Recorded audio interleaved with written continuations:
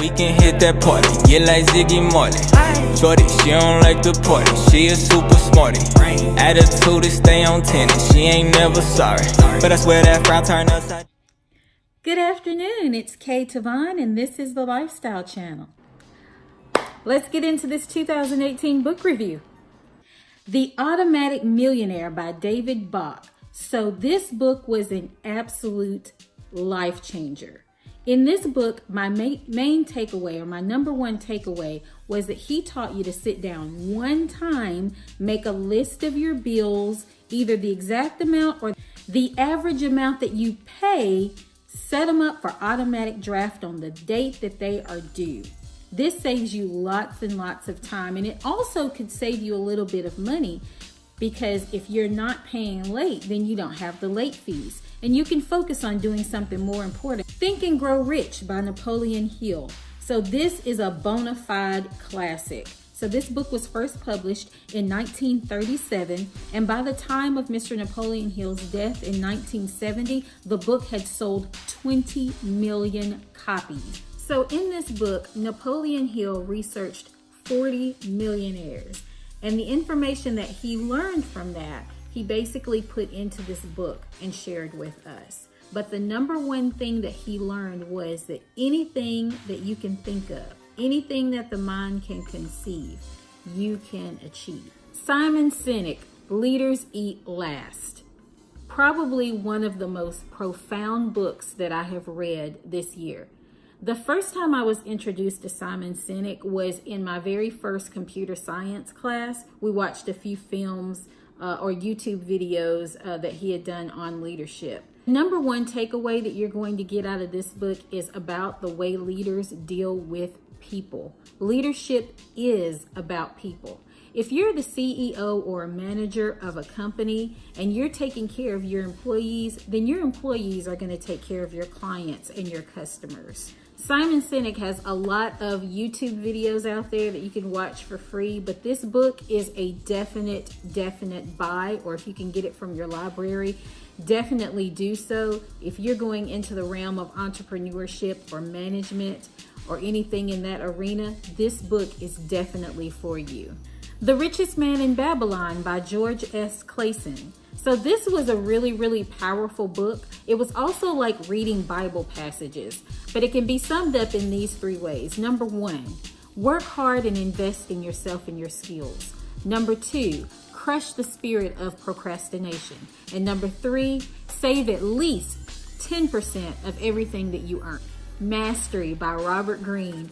Every time I hear this author's name, I just start smiling because he is such a strategist. Now remember, in part one of this book review, I actually read the 48 Laws of Power and the 33 Strategies of War, also by Robert Greene. So when it comes to mastering a skill or even a career, Greene tells us to, number one, go with your gut feeling on choosing that skill. Number two, find an apprenticeship and get paid to learn everything that you need to know about that skill or that career. And then the last thing that you need to do is to challenge everything that you just learned. He's such an amazing strategist on investing in yourself. It is definitely a must read. Buffettology by Mary Buffett and David Clark.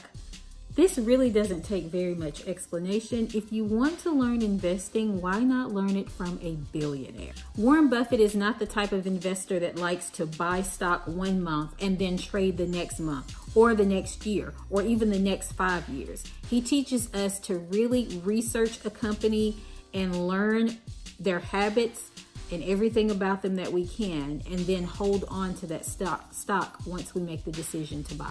The App Inventor by Wilbur, Spertus, and Abelson. So this is actually a class that I took last semester on building apps. Definitely the most fun that I've had in any of the classes that I've taken toward my CIT degree. I built probably 13 apps, and I'm going to actually show them here. So out of those, the 3 apps that I enjoyed building the most was an app that if you clicked on it, it would open up and you would see a glass of water. And if you touch the glass of water, you could actually hear it being poured into the glass.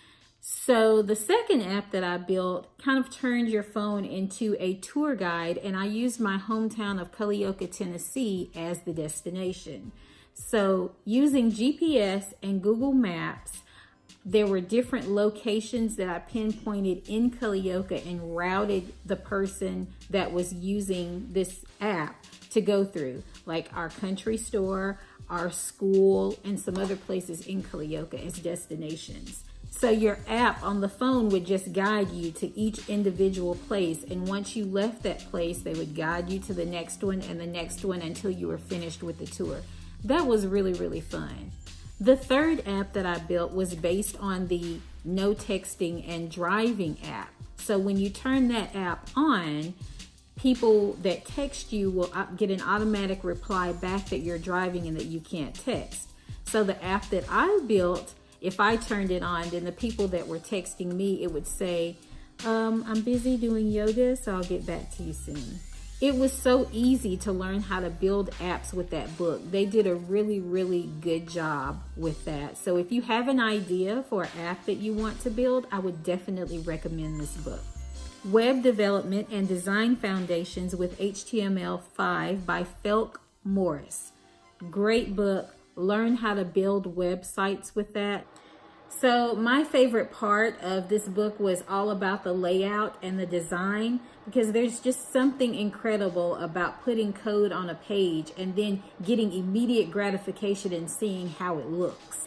The Mythical Man Month by Brooks. So this was a really, really interesting book of essays.